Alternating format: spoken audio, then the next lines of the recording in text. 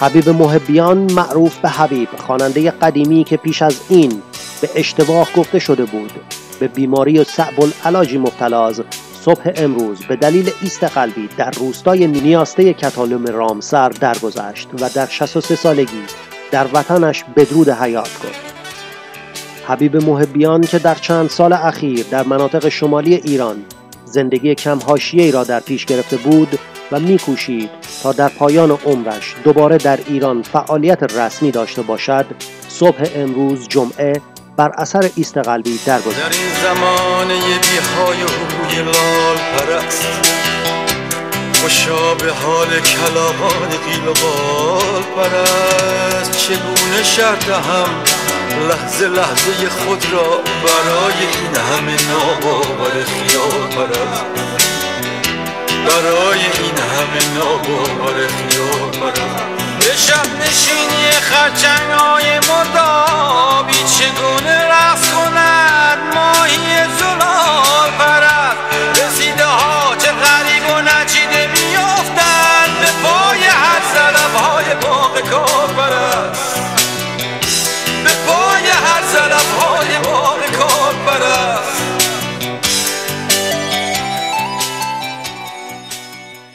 مطابق با اظهارات مسئولان اورژانس ساعت 9:17 صبح امروز در تماس با مرکز پیام اورژانس غرب استان مازندران برای انجام مأموریت در روستای نیاسته در کتالوم رامسر درخواست آمبولانس شد.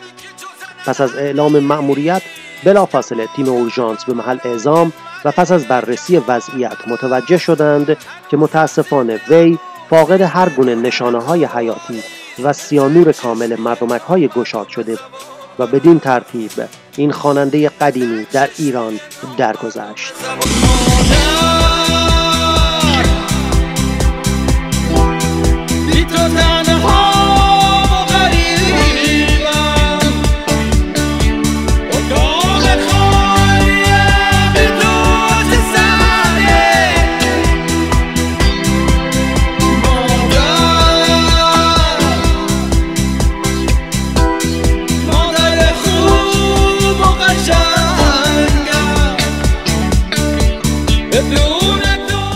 حبیب محبیان که 63 سال داشت سابقه مشکل قلبی داشته و اقدامات احیای قلبی و عروقی برای بازگرداندنش مؤثر نبود. حبیب در 4 مهر 1331 در شمران تهران به دنیا آمد. در خانواده او برادرانش نیز به موسیقی علاقه داشتند، اما تنها خود حبیب به موسیقی حرفه‌ای روی آورد. به رغم تمایل سایر برادرانش به ویولون، علاقه وی از ابتدا به گیتار بود. دوران نوجوانی حبیب مصادف با پیدایش گروه بیتلز در دهه 60 میلادی اروپا شد.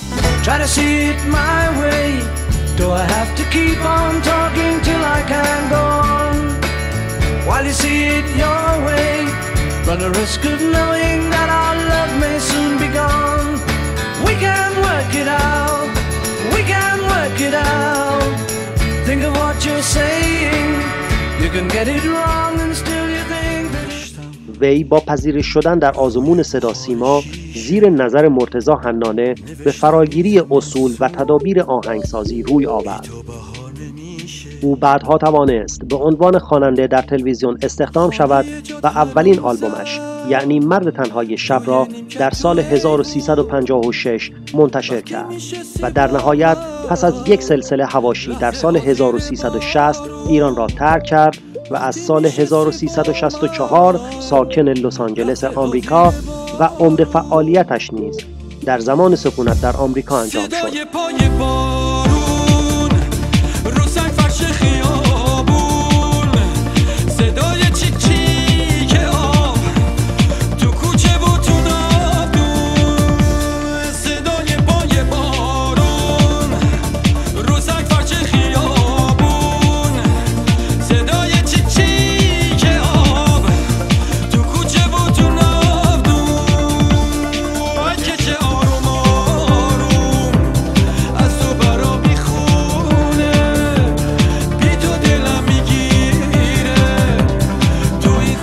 محبیان در سال 1388 یک بار قصد سفر به ایران کرد و با پذیرش برخی شرایط به ایران بازگشت و در مناطق شمال کشور اقامت کرد که مدتی بعد از بازگشتش به ایران این اتفاق رسانه‌ای شد. پس از بازگشت حبیب برخی گزارش‌ها حکایت از آن را داشت که او در نامه‌ای به وضعیت نامساعد جسمیش اشاره و تأکید کرده بود. این جانب تاکنون در آهنگ‌های خود هیچگاه علیه نظام جمهوری اسلامی ایران چیزی نخوانده‌ام. خواهشمندم به دلیل وضعیت جسمانی من با بازگشت به ایران موافقت فرمایید، زیرا من از یک بیماری صعب العلاج سرطان رنج میبرم. نامه‌ای که صحتش توسط فرزندش رد شد و عنوان کرد این خواننده سرطان ندارد.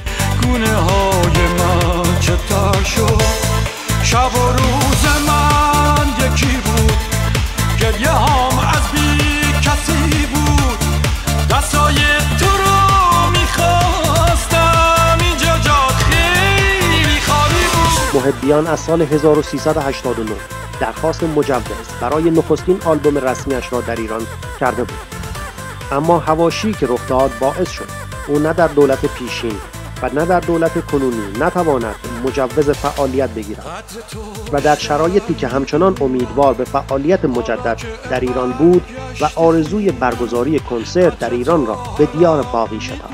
البته در این مدت کتاب ترانه‌های حبیب منتشر و در بازار ایران عرضه شد.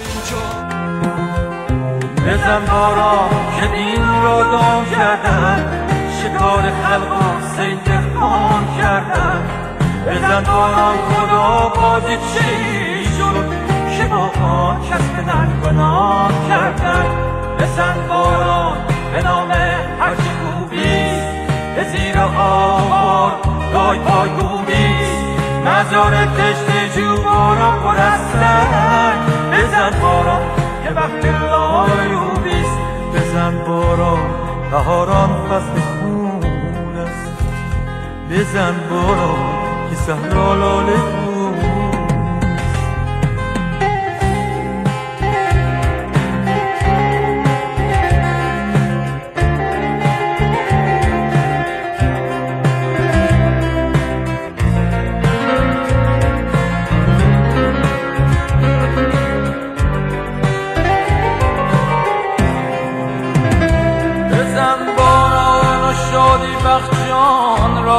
به باران شوق و شیرین کن زمان را، به بام غرق در خون بیارم، به پاک و پرچم رنگی کمان را.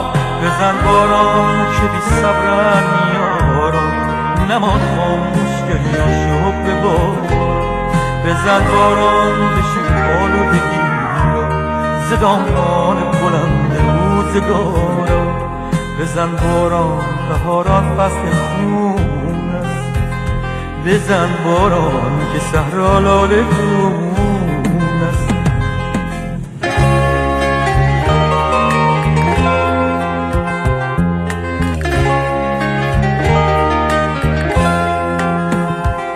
بزن باران که دین رو دام کردن، شکار خلق و صید خام کردن. بزن باران خدا بازی چی شد، که با آن کس من گناه کردن. بزن باران به نام هرچی خوبیست، به زیر آوار گای پای گوبیست، مزار تشت جو باران پر از سنگ. بزن باران که وقت لای روبیست، بزن باران بهاران فصل خون، بزن باران که صحرا لاله